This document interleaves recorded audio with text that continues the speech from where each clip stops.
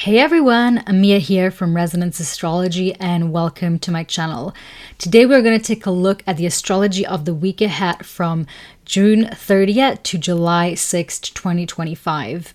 And this week, I don't have too many reflections, so we're kind of going to dive right into it. And just as like a really brief overview, I feel like this week starts off very slow. Mercury's entering pre-shadow period.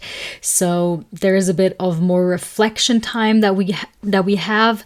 As for the moon, it's really highlighting Libra and Scorpio moon, since the moon stays in each sign for like 2.5 days. So these are the two moons that are kind of gonna be prominent this week. And let me tell you, they're both kind of gonna be unexpected, because I feel like the Libra full moon is not the full moon, the Libra moon.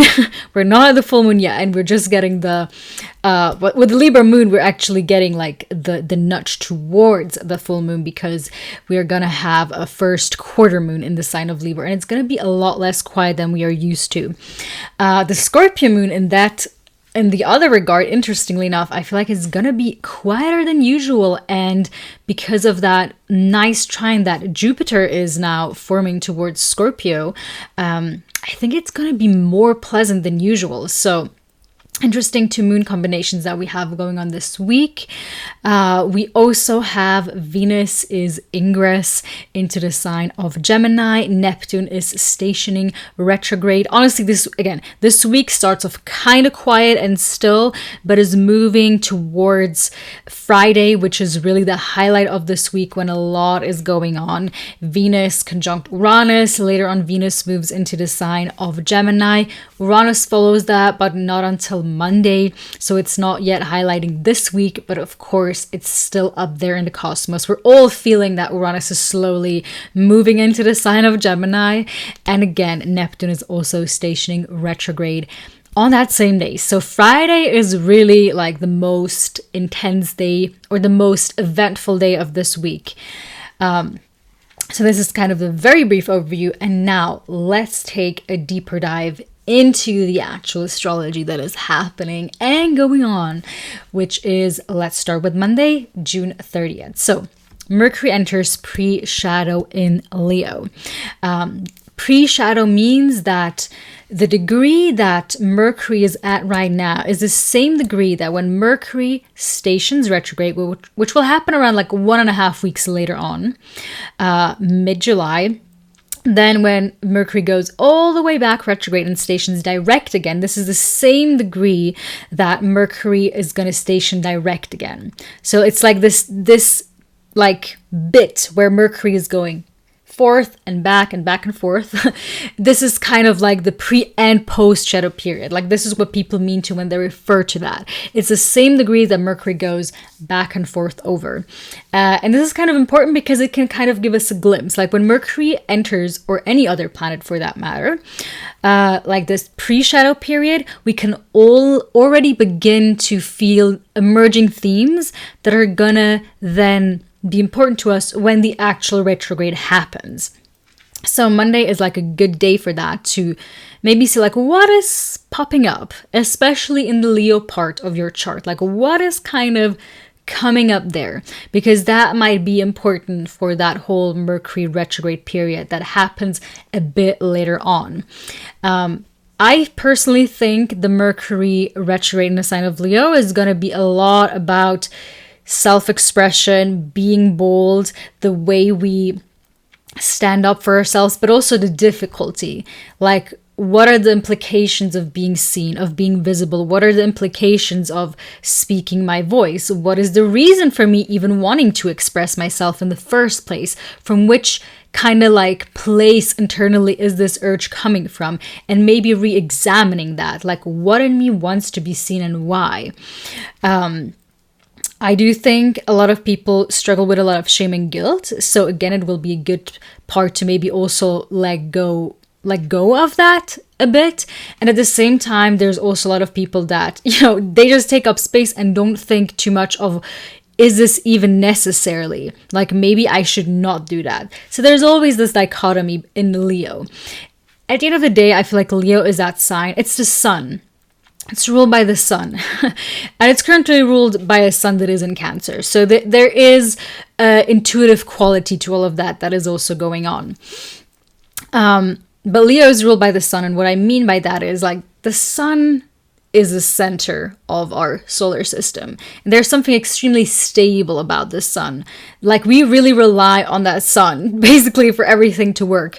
And obviously the sun is just like, it just shines there. But what we see on a day-to-day basis is a sign setting, rising again, setting, rising again. And there's some of that like reliability that we really appreciate with the sun. And for me, Leo at its best is really that quiet force that just wakes up every day, decides to shine its light, so to say, regardless if somebody's noticing or not. And yet still we all kind of appreciate that, because if the sun didn't come up every day, I think a lot of us would not be in a good state. I do think that Mercury retrograde is really going to be examining, like we're going to be examining also probably like what brings us performance anxiety, what is again, what are the reasons of like wanting to be the center of attention. And again, some struggle with being the center of attention, some struggle with not being the center of attention. So like, what is that? It's like an expressive recalibration that is going on. Also still the moon is in Virgo on Monday. So we have a moon that is ruled by that Mercury that is entering pre-shadow. So like emotional wise, we're probably like intellectualizing asking a lot of questions around like self-expression.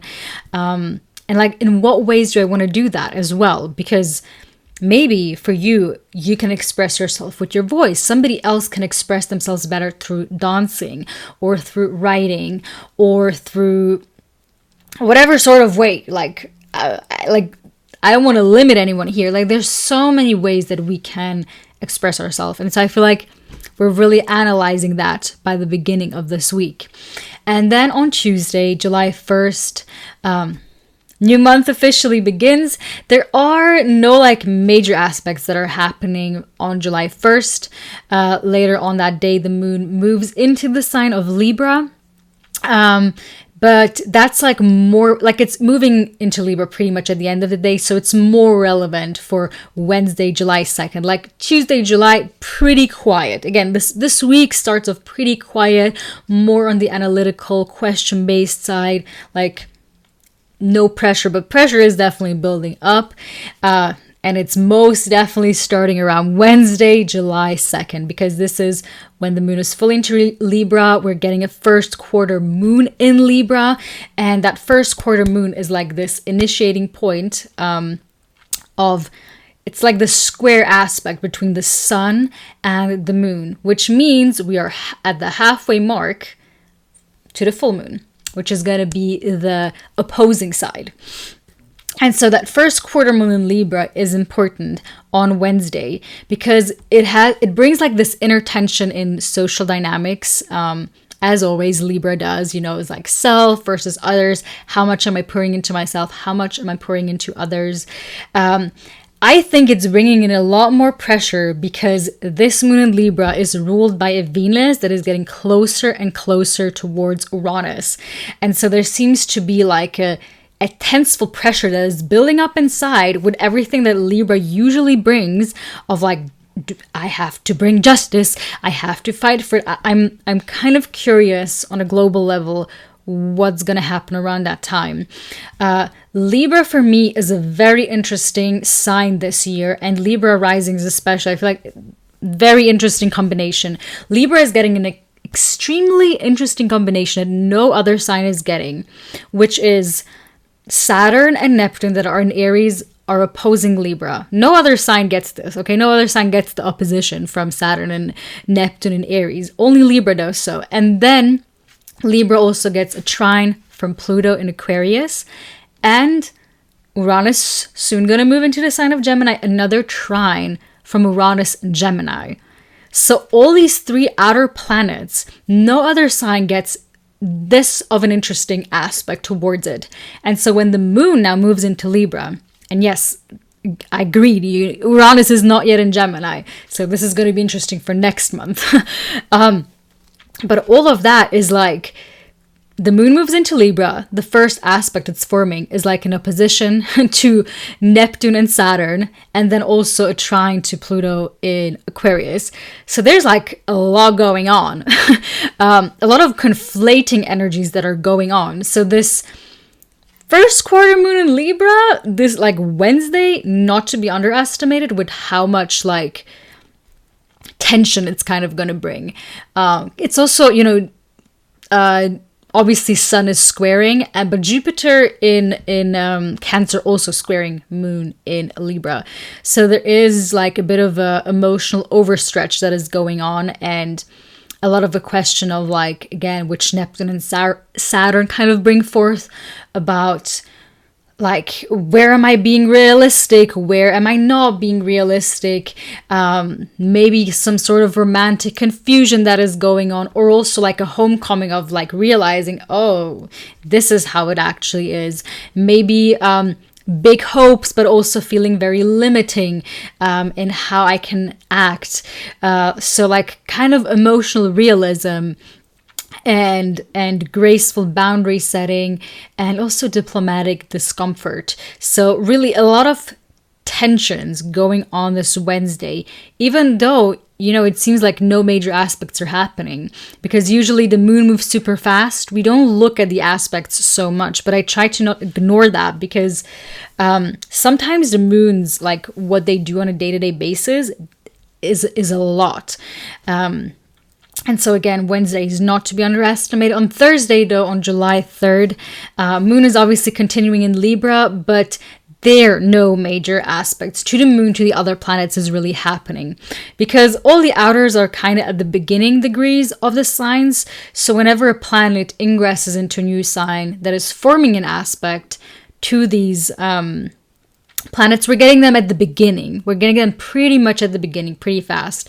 And so yes, the moon in Libra on July 3rd, not forming any major aspects. So this is like at least a bit more settled, but let's not get too far ahead, because again, this moon is still ruled by a Venus that is getting closer and closer to conjoin Uranus, and this is happening on Friday, July 4th. Also on Venus Day, Venus again is conjoining Uranus in Taurus at 29 degrees. This is not the very last time this is happening. I went to check for next year, and we do actually get the final Venus-Uranus conjunction in Taurus on April 24th, 2026. So it's not a full goodbye from Venus and Uranus in Taurus yet.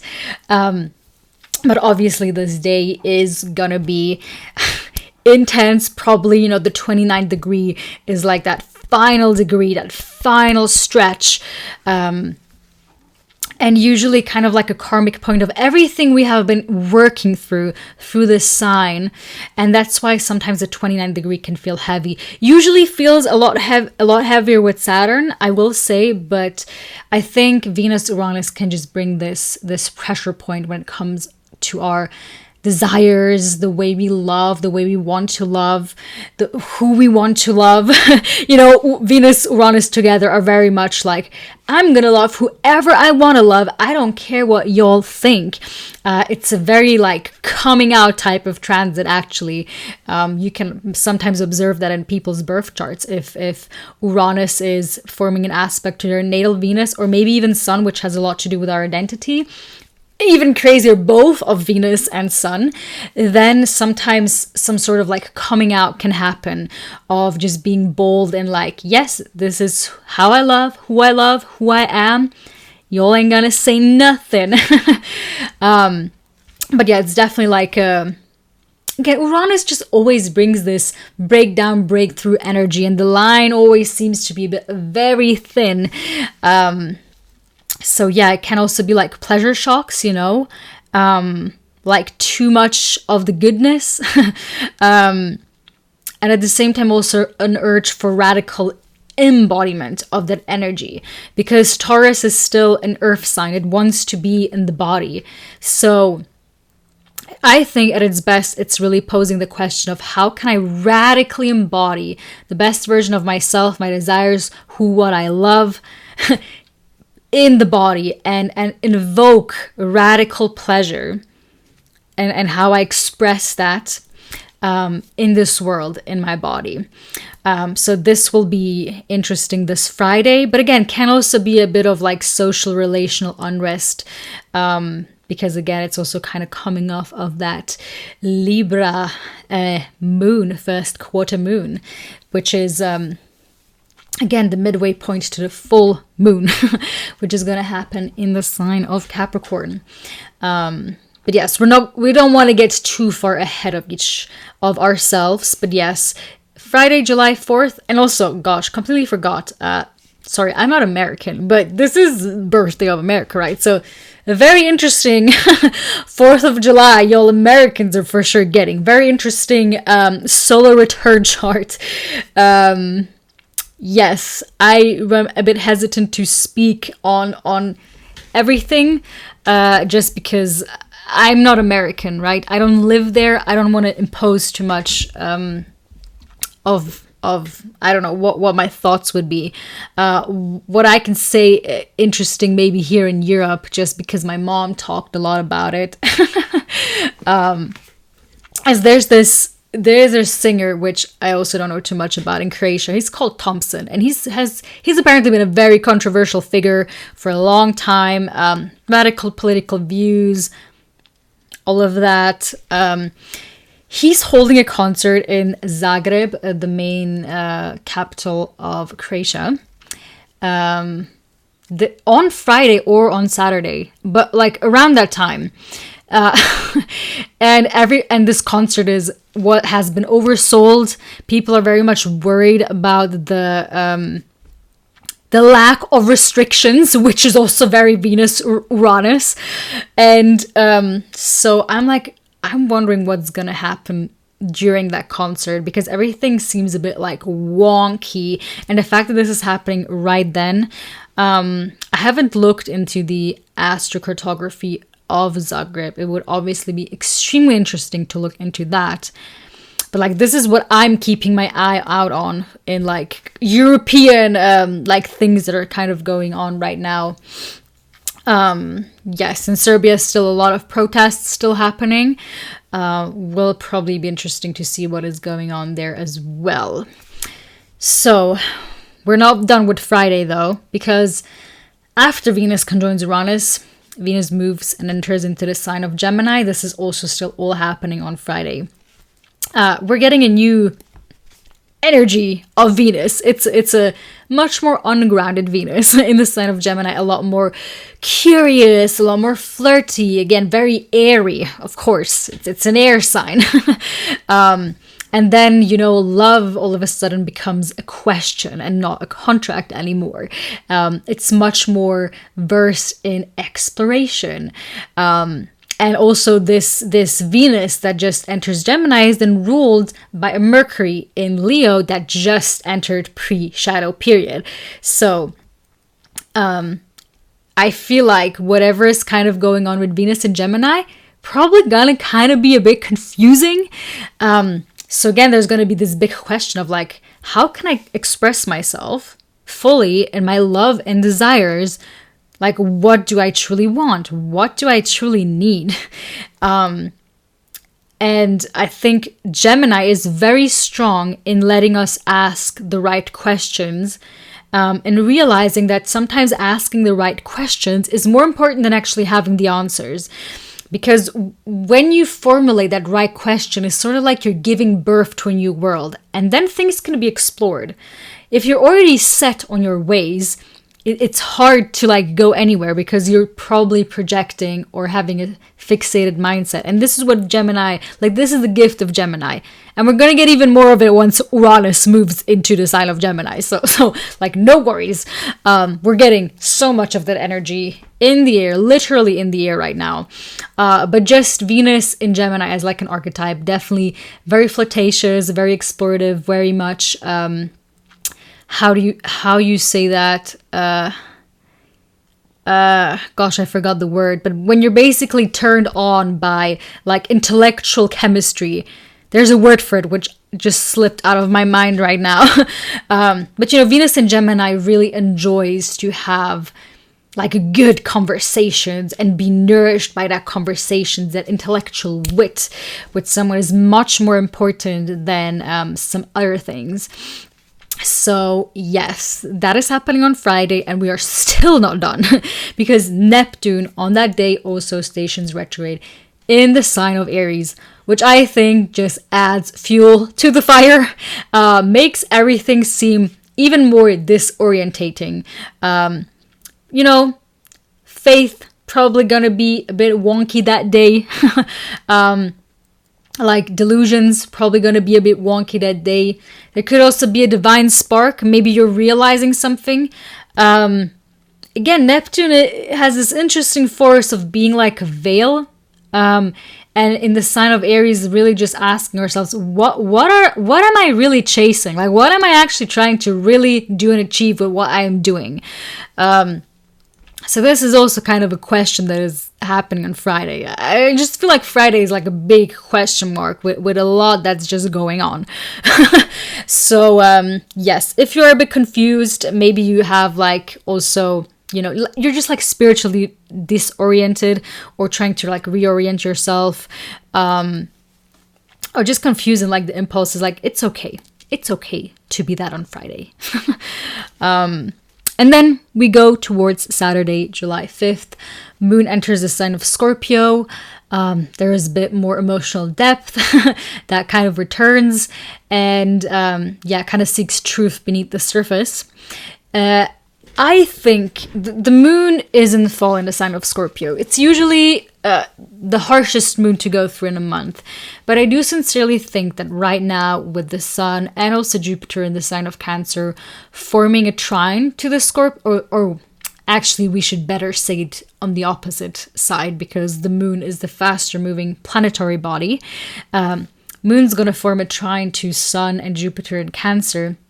And it's also going to sextile Mars in Virgo, which is the ruler of Scorpio Mars, right? So I actually really like the Scorpio moon this time around. It's a lot, it's less intense than it usually is. And it probably still will bring some sort of intensity, but it's going to be able to make us work through it. Like it's an emotional catharsis. It's like seeing vulnerability as power and also coming from a place of emotional integrity. Okay, and really being able to transform that. Learning able to trust more. Scorpio moons usually have a hard time to trust, but with that sextile from Mars in Virgo and again, Sun and Jupiter in Cancer, I think there is a much better safety net of the Scorpio moon actually kind of being able to trust. So it might be a good day to rely more on others, And then last but not least, we have Sunday, July 6th. Venus sextiles Saturn and Neptune, which I do feel like that Uranian shakeup, Venus starts to seek more structural and soul. It does feel like a bit of an integration day. And it also means that Venus in Gemini first, it gets a bit more of a serious push before it can kind of be more flirty and adventurous again. It's really asking how much do I actually want to commit or not commit? Can be a creative grounding process as well, And with Neptune in the mix, there can be a realization of sacred longing. Because again, sometimes Gemini energy can be a bit surface level and is a bit scared to explore the depths. But with meeting Saturn and Neptune, and with also the moon being in Scorpio that day, I do feel like that there could be a serious recalibration moment at first of just questioning yourself. So what do I really want from this? If you have a sort of situation going on in your life, ask yourself that question that day.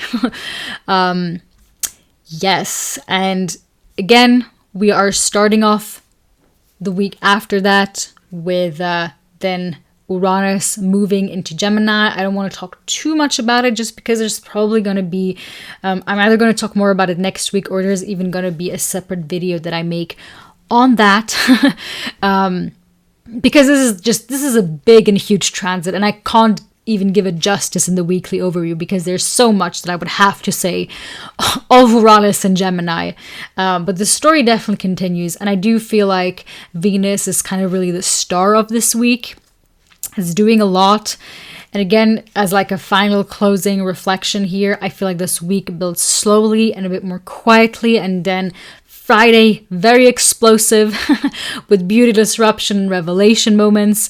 And Venus, again, really leads that change and charging us, like guiding us through that change we probably want to make in how we love and how we express ourselves. So yes, don't be afraid of the break that's happening. Lean into it as much as you can. So yeah, because this is how we make space for something new.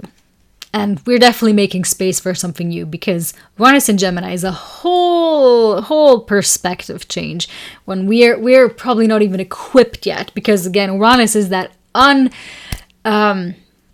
unexpected energy. So we don't even know yet how our perspectives are going to shift. So yeah, wildcard energy ahead of us in the month of July. But this is what I have for you guys this week. And yes, actually, maybe one thing I also want to mention, just like on the side, the house series is finished, as you guys know, but I really love long form content. And so I've been quietly initiating a planetary series on the side next. And the first episode is already recorded. We're going to talk in depth about the planets. It's going to be even more long form. Okay, the moon, we're going to talk about the moon first. And it's like 2.5 hours long. That's just what I have to say. Super in depth. Like you guys are gonna love that. And yes, I'm about to like edit that a bit more, and hopefully that's gonna be released within like 1 or 2 weeks. And yes, with this we're gonna start off a new series. We're going to go through all the planets in Chilean order, so Mercury is going to be ahead next, and I'm super excited about this, to bring in new people, fresh voices, very Uranus and Gemini as well. And yes, this is like some exciting news I have for you guys. Once again, you probably know, but I just want to reiterate it again. Me and Duna are doing a Decan dance kind of series as well. The Cancer one has just been uploaded. So if you have any sort of placements in Cancer, or you're maybe curious of like Jupiter in Cancer or other transits of Cancer, we have a super cool informative video here on YouTube talking about the decans of Cancer, because it's going to give you more insight into how the energy of each sign expresses itself. And yeah, I'm going to link that down below as well, so it's going to be easier for you to find. And yes, if you want to stay connected with me, you can follow me on all my socials. I post quite frequently on Instagram as well. And yes, everything down in the links below. Appreciate the likes, appreciate the comments. And yes, wish you a wonderful and lovely week ahead, and talk to you soon. Bye!